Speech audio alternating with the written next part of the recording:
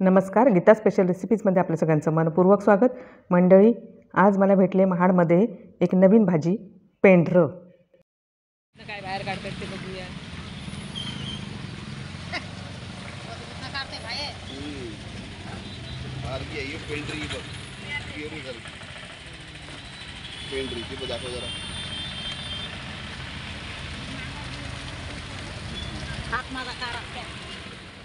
पेंढरं हे साधारण पेरूसारखं दिसतंय. तुम्ही बघू शकता, हिरवगार आहे. आता आपण ती सोलून घेणार आहोत. ते अशा पद्धतीने सोलून घ्यायची. त्याची साल जी असते ती काढून टाकायची आहे. ती खूप जाड असते आणि ती अशी सोलरच्या साहाय्याने आपण साल काढून टाकणार आहोत.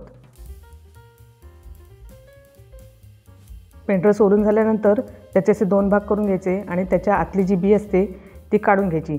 साधारण आंब्याची कोळी जशी निघते त्या पद्धतीने ही बी निघते आणि या दोन्ही साईडच्या बिया काढून घ्यायच्या आणि पूर्ण ते पोकळ करून घ्यायचं आहे आणि हे आपण भाजीला वापरणार आहोत. आज मी तुम्हाला या पेंढरची दोन प्रकारची भाजी करून दाखवणार आहे. त्यासाठी मी दोन प्रकारे याला कापून घेणार आहे. या पद्धतीने मी तुकडे करून घेते आणि दुसरी पद्धत म्हणजे चौकोनी असे मी तुकडे करून घेणार आहे. तर मी आता बाकी सर्व पेंढरं साफ करून घेते.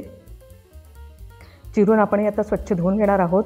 पेंढरं ही उकडून सुद्धा करतात, म्हणजे सोलायची आणि उकडून घ्यायची, तशा पद्धतीनेही करता येते, पण मी अशा पद्धतीने करून दाखवणार आहे. सुरुवातीला आपण ही जी काचऱ्यांची भाजी करणार आहोत त्याच्यासाठी मी इथं 2 टेबलस्पून तेल तापवलेलं आहे. त्याच्यामध्ये लसूण घातलेली आहे, ओली मिरची आणि हिंग अर्धा चमचा घालणार आहे. याच्यामध्ये आता घालणार आहोत आपण बारीक चिरलेला कांदा. 2 मध्यम आकाराचे कांदे बारीक चिरून घेतलेले आहेत आणि ते मी याच्यामध्ये घालणार आहे. साधारण आपल्याला बटाट्याची भाजी आपण कशी करतो त्याच पद्धतीने ही भाजी करायची आहे, किंवा तुम्ही वेगळ्याही स्टाईलने करू शकता. याच्यामध्ये थोडं मीठ घालून आपण कांदा मऊ होण्यासाठी ठेवूया आणि आपण आता दुसऱ्या पद्धतीने भाजी कशी करायची ते बघूया.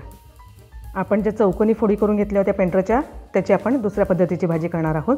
त्यासाठी मी इथं 2 टेबलस्पून तेल तापवलेलं आहे. यामध्ये मोहरी घालणार आहोत. अर्धा चमचा मोहरी घातलेली आहे, अर्धा चमचा जिरं घातलेलं आहे आणि पाव चमचा हिंग घातलेला आहे. एक छोट्या टमाटोच्या फोडी आपण केलेल्या आहेत, त्या आपण याच्यामध्ये घालून घेऊया. छान परतून घेऊया. ही पेंढरं जी आहे ती साधारण बटाट्यासारखीच असतात, त्याच्यामुळे या भाजीचा वापर पण कुठल्याही प्रकारे करू शकतो. याच्यामध्ये आता जी आपण चौकोनी पेंढरचे तुकडे करून घेतलेले आहेत ते घालून घेऊया. हे साधारण तुम्हाला वरून आंब्याच्या फोडी जशा असतात त्याच पद्धतीने दिसत असतील. परतून घेऊया मस्तपैकी. याच्यामध्ये आपण घालणार आहोत हळद अर्धा चमचा. यामध्ये आता आपण चवीनुसार मीठ घालून घेऊया. पुन्हा मीठ घालायचं नाही, जेवढं मीठ आपल्याला भाजीला लागणार आहे तेवढं आपण घालून घेतलेलं आहे.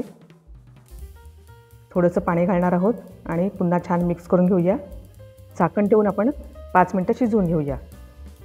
याच्यामध्ये आता आपण घालणार आहोत एक छोटा चमचा आलं लसूण पेस्ट आणि परतून घेणार आहोत. यामध्ये मी पावटा घालणार आहे. पावटा रात्री भिजत घातला होता आणि तो सोलून घेतलेला आहे आणि ते दाणे मी याच्यात वापरणार आहे. तुम्ही याच्याऐवजी हरभरा घालू शकता, वाटाणा घालू शकता, कुठल्याही प्रकारचं कडधान्य तुम्ही याच्यामध्ये घालू शकता. पावटा घेतलेला आहे, पावटा घालून घेऊया. परतून घेऊया. याच्यामध्ये आता आपण चवीनुसार तिखट घालणार आहोत. तिखट तुमच्या अंदाजानुसार कमी जास्त वापरू शकता. मी इथं 1च चमचा घातलेला आहे. तुम्ही 2 चमचे जसं तुम्हाला तिखट हवं किंवा जसा तुम्हाला कलर हवा भाजीचा त्या पद्धतीने तुम्ही वापरू शकता. थोडंसं पाणी घातलेलं आहे. मिक्स करून घेऊया आणि याला चांगली उकळी आली की याच्यामध्ये आपण घालणार आहोत कांदा आणि खोबऱ्याचं वाटण.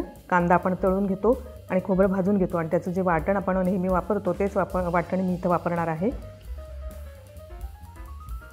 1 टेबलस्पून इथं वाटण घेतलेलं आहे, ते घालून घेऊया आणि पुन्हा परतून घेऊया. थोडंसं पाणी घातलेलं आहे. वाटण आपण घातल्यानंतर थोडंसं पाणी घालणं गरजेचं होतं. कोथिंबीर घालून घेऊया. गरम मसाला 1 चमचा घालणार आहोत. भाजी व्यवस्थित आपण परतून घेऊया आणि झाकण ठेवून आपण 10 मिनटं भाजी शिजवून घेणार आहोत. आपण जी काचऱ्याची भाजी करणार आहोत त्याचा कांदा आता मऊ झालेला आहे आणि याच्यामध्ये आता आपण त्या पेंढराच्या काचऱ्या घालून घेऊया आणि परतून घेऊया व्यवस्थित. याच्यामध्ये आता आपण घालणार आहोत पाव चमचा हळद,